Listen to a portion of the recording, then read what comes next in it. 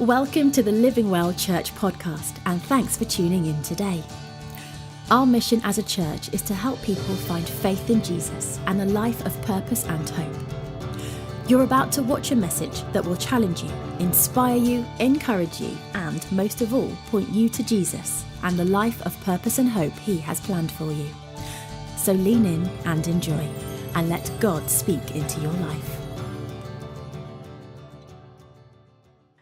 There are too many children present for me to say anything back but smile gracefully. I'll get him later. Okay. Have you enjoyed the children? I have. You were really good. And I really liked all the different things you did. And I loved the Tiny Toes children showing us their different foods that they love. And I actually asked some sort of grown-ups.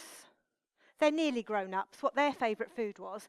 So do you want to know what they said? Children, if you want to turn around, you'll be able to see who said this was their favourite food, because they're going to stand up and wave at you.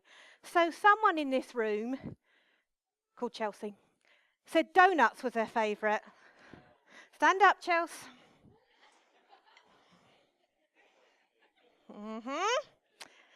Not very healthy.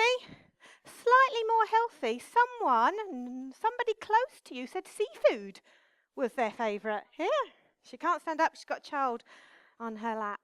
Somebody's going to wave right from the back. He was quite greedy because he had two favourite foods, chicken and pizza. Yeah. That was Harry. Okay, Jack, would you like to stand? Equally healthy. He apparently said kebab. Excellent. This is, quite a balanced meal. Macaroni cheese. I think that was you, Em. My lovely husband, wave, meat. If you look right at the back again, James said meat as well. Oh, now we get to the nice things. Where is she? Oh, there. Phoebe said, wave at them, Phoebe, so they know it's you, Christmas dinner. Oh, that was quite nice. Good choice. Fajitas. Luke, right at the back. He's waving at you. He said fajitas. I can't remember who, but somebody said bacon and sausage. They might not be here. And macaroni cheese. Was that you? Stand up then. Okay. And then I've saved the best, I think, to last. Up you get. Now, apparently, Jordan's favourite food is posh, spicy pizza. Did you know that existed? Well, apparently it does. Apparently, posh, spicy pizza exists. That is Jordan's favourite food. Okay. Did you know that existed? Pizza looking like that? Well, my favourite foods are really unhealthy as well, because I really like cheese, lots of it, crisps, packets of them, and there's always room for a bag of chips in my book. Now, maybe you're really different to our life group, and you like really healthy foods. And we're consistently told, aren't we, how important it is for our physical bodies that we eat a really healthy diet. I mean, apparently now, all of you people that make sure you have 5 portions of fruit and veg a day, it's not enough anymore. You've got to have 7, apparently. I can't manage 5 most days, but you've got to manage 7. 2 portions of oily fish a week. Lean meat, so all that kebab, bacon, burgers, all that out the windows, and really limit our red meat intake. And of course, we're meant to keep to the recommended limits for alcohol. Apparently, even in the early 1800s, there was this phrase that says, you are what you eat. And then it's taken till the 21st century to make a telly programme about it, because we are what we eat. We know what we're meant to eat, but do we actually abide by it? Who this week had one day where they had 7 portions of fruit or veg? Anyone? These healthy children did. Oh, there's some at the... Whoa, I'm impressed at the back there. But do we ever think about our spiritual food? What keeps our souls healthy? What keeps the innermost being of us? What makes us well and whole? In the Bible, there are some books in the Bible where the stories and the accounts of what Jesus did when he walked the earth are laid out. And there are 4 books that do that. And in each of them, there is this one same story where Jesus did provide physical food. There was a huge crowd following him, and they'd gone away from where the villages and the towns were, and they were all listening to Jesus. And then Jesus realizes that this huge crowd, 5,000 men and their wives and their children, were probably getting hungry. And he asks his disciples where they're going to go to buy food. Now, I don't know where I'd go to buy food for 5,000 people, plus their wives and children. Even Tesco's might run out. When I was a teenager, my poor mum, we had this rule on a Saturday. So my mum always said we could invite as many of the young people from church to tea every Saturday night with one rule. We had to tell her by midday how many were coming. And then miraculously, whether there was 10, 20, 15 or 25, she produced sandwiches and food for them. But we had to tell her how many by about midday, and then she'd miraculously provide all this food for us. Well, these poor disciples were being challenged to feed probably about 20,000 people. And then one who obviously liked numbers and figures worked out, didn't have a calculator, probably worked out that it would take even 8 months' money just to buy one mouthful for everyone. And it's a really famous story. What happens is Jesus borrows some lunch from a little lad who's got 5 small rolls and 2 fish, and he prays and starts to share the food. And everybody has enough to eat. And there's 12 baskets full left over.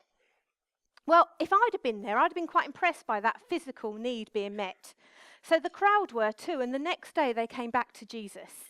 And they were coming back hoping for more feeding in the natural sense. And Jesus, instead of providing them another meal, another lunch, he actually says this to them. And I'm reading from a book in the Bible called John. And it's John chapter 6, and he said this to them: I am the bread of life. He who comes to me will never go hungry, and he who believes in me will never be thirsty. It is my Father's will that everyone who looks to the Son and believes in him shall have eternal life, and I will raise them up on the last day. I am the bread of life. Your forefathers ate the manna in the desert, yet they died. But here is the bread that comes down from heaven, which a man may eat and not die. I am the living bread that came down from heaven. If anyone eats of this bread, he will live forever. Jesus knew we needed more than fish and chips or fish and rolls. He knew that we needed something deep inside us. And he said that needed to be good and satisfying, fill them up so that people wouldn't be spiritually hungry again. There's a saying that people use in churches quite often, and one of our pastors in a church in Dill, I thought he made this saying up until I found out that actually St. Augustine did about less than 500 years after Jesus died. And that saying is that there's a God-shaped hole inside of us. You might be thinking, I haven't got any hole inside of me. There's no God-shaped hole. There's not something missing inside of me. But actually, maybe if I start to describe what that looks like, it might start to remind you of how you feel sometimes. A sense of dissatisfaction. Maybe sometimes if you're really honest with yourself, you know there's something missing in your life. Maybe money isn't enough. Or your job, even your family. Or that prized possession, the shoes or the car. Maybe sometimes you've just got this real ache of loneliness. Or a real fear of the future. Or even that you're scared about what happens at the end of your life. What will death be like? I think they're all things that show us that probably if we're honest and we haven't got Jesus in our lives, that there is a God-shaped hole, there's something missing. And Jesus says he's the bread of life. He's the person who can fill it. Now, in case you don't understand, Jesus didn't literally want the crowd to start eating him. It wasn't his intention that they started to eat him. What he said was, if they knew him, they knew who he was, that he was the Son of God, if they understood that he wanted relationship with them, if they came to understand what he was going to do for them and have faith in him, then they would be full spiritually. I suppose he chose bread because in many cultures, including when he was speaking, bread is a staple food. You know, something that we eat really regularly, routinely. And our staple foods give us a significant portion of the energy that we need. And really importantly about staple foods, they're available all year round. When we're not quite used to that now, because it isn't just tangerines at Christmas and sprouts once the first frost has been, we can get food all year round. But staple food is something that people could eat all year round. And that's what Jesus wants in your life.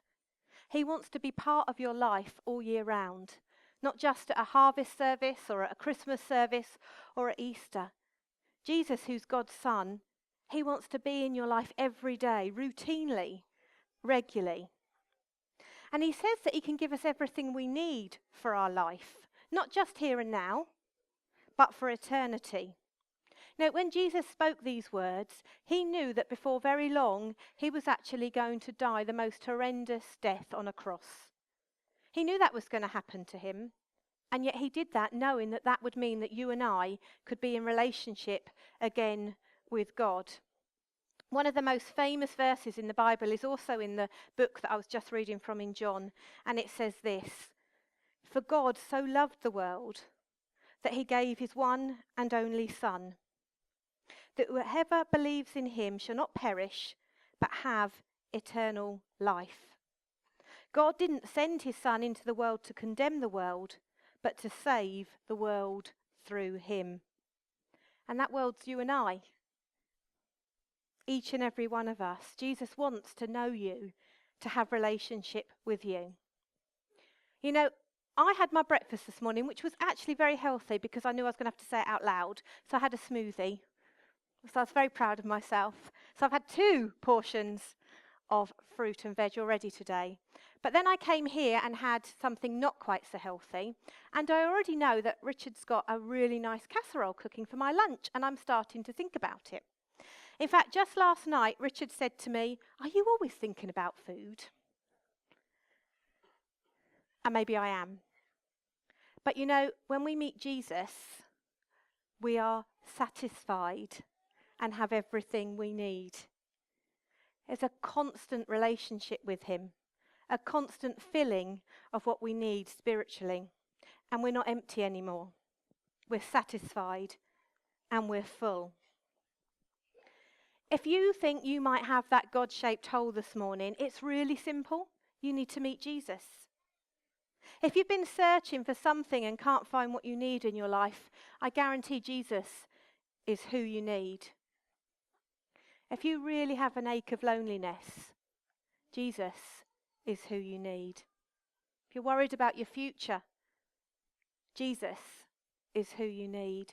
If you're scared of death, Jesus is who you need. And what do you have to do? Believe in him.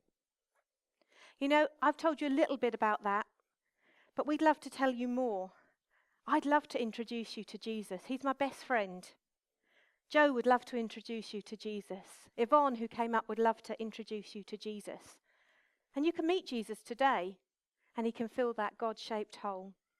Or you can come along to Alpha, because we're holding Alpha on a Tuesday, a Wednesday, Thursday, and a Friday, so there must be a day that's good for you.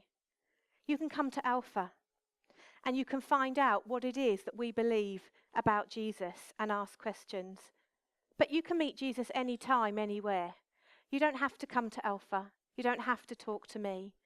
But what I find is, when you're finding out something new, when you talk to people, they tell you the bits that you don't know, and they help you make sense of it. So if you think there's a God-shaped hole in your life, please talk to me, Talk to Joe, talk to Yvonne or somebody that you came with, or come along to Alpha. But don't go away wondering what it would be like to always be full spiritually.